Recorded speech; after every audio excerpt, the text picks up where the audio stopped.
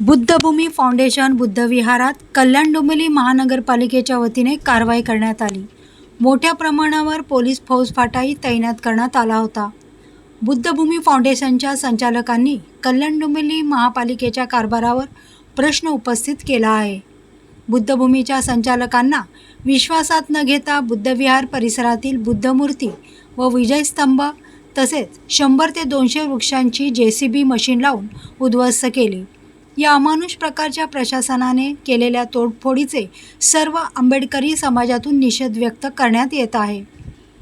मुंबई महानगर प्रदेश व कल्याण डोंबिवली महापालिकेचे बुद्धविहार परिसरातील अनेक बुद्ध मूर्तींची नासधूस करण्यात आली। बुद्धभूमी फाउंडेशनचे संस्थापक भंते गौतम रत्न यांनी महात्मा फुले पोलीस ठाण्यात तक्रार दाखल करण्यासाठी गेले असता पोलिसांनी तक्रार दाखल करून घेण्यास असमर्थता दर्शवली व निवेदन द्यावे असे सांगितले। आज दोन्ही या ठिकाणी आमचे गौतम भंतेजी आणि आज ही एक प्रशस्त असं इथे एक बाबासाहेबांचं विचारांचं एक रोपटं ज्यांनी आज भंतेजींनी 1980 पासून अहोरात्र मेहनत करून समाजाला एकत्रित करून या ठिकाणी इथे बाबासाहेबांचा एक जबरदस्त असा एक विचार इथे होईल अशा पद्धतीचं आमचं स्वप्न आहे। आणि काल मी पहिल्यांदा महापालिका प्रशासनाचं इथे धिक्कार करतो आहे की कारण महानगरपालिका म्हणजे काय इथे काय म्हणजे कुठली झोपडपट्टी तोडायला आले नाही, तर इथे कुठलं म्हणजे अनाधिकृत काय आहे तर ते तोडण्यासाठी ते आले नाही, परंतु त्यांना इथनं रस्ता काढायचा आहे। तो रस्ता काढण्यासाठी आमचे धम्म बांधव भंतेजी त्यांनी विचारलं किंवा त्यांना सांगितलं, विचारविनिमय करून इथनं जो रस्ता काढण्याचा जो प्रयत्न त्यांनी जो केलेला आहे, रस्ता जो काढलेला आहे, रस्त्याच्या व्यतिरिक्त इथे झाडं तोडली।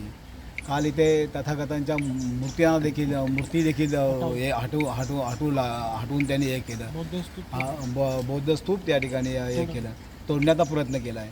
तर ह्या अशा गोष्टी प्रशासनाला शोभत नाही, कारण एखाद्या धम्म बांधवा म्हणजे धम्माचा हे करणं हे त्यांच्या याला शोभत नाही। आणि रिपब्लिकन पक्ष सत्तेमध्ये आहे आणि आम्हाला बाबासाहेबांनी अधिकार दिला आहे की जर का अन्यायाविरुद्ध लढायचं जर असेल, आम्ही लढणारी माणसं आहोत, तर हे आम्ही ते आंदोलन इथे करू। इथे आंदोलन पण असं करणार की महानगरपालिकेवर मोर्चे काढणार, MMRDवर मोर्चा काढणार, कारण इथे आम्हाला न्याय पाहिजे। मला वाटतं 2005ला मी नगरसेवक होतो, त्यावेळेला हा प्रश्न म्हणजे भेडसावत होता सगळ्यांना, भंतेजींना आणि सगळ्यांना भेडसावत होता। तर ह्याच्याने मी आमरण उपोषण केलं, इथे जवळजवळ 13 दिवस उपोषण केलं। माननीय राष्ट्रीय अध्यक्ष रामदासजी आठवले साहेबांच्या हस्ते ते उपोषण सोडलं।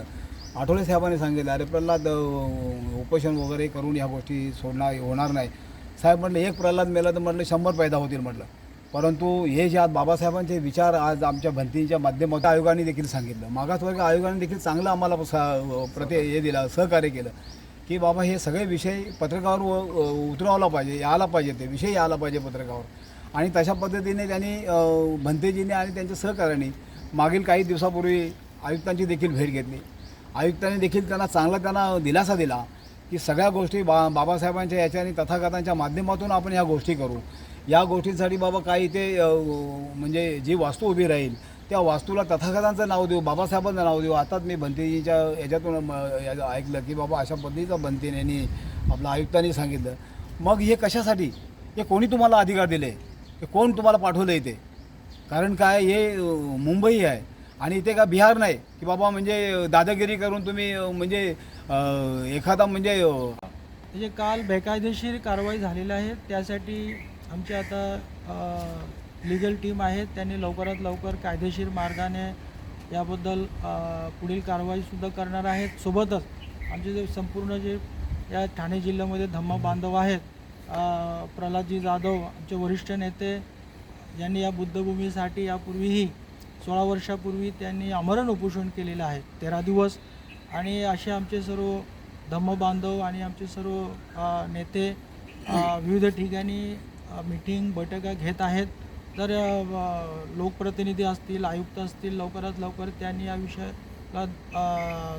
या विषयाची दखल घेऊन लवकरात लवकर जर न्यायनिर्णय नाही घेतले आणि त्यांनी खरं म्हणजे संपूर्ण बौद्ध समाजाचे आणि बौद्ध अनुयायांची त्यांनी माफीसुद्धा मागायला पाहिजे, क्षमायाचना त्यांनी केलं पाहिजे. तर आम्ही 5 तारखेपर्यंत त्यांना वेळ देतो एका प्रकारे रफली. तर त्यानंतर मोठ्या प्रमाणात हा विषय शांततेचा मार्गाने, आम्ही बौद्ध भिक्खू असल्याने आम्ही शांततेचाच मार्गाने सर्वांना आवाहन करू शकतो. आणि आमचे बाकी धम्म अनुयायी आमचे नेते मंडळी आहेत ते पुढील निर्णय घेणारच आहेत या ठिकाणी.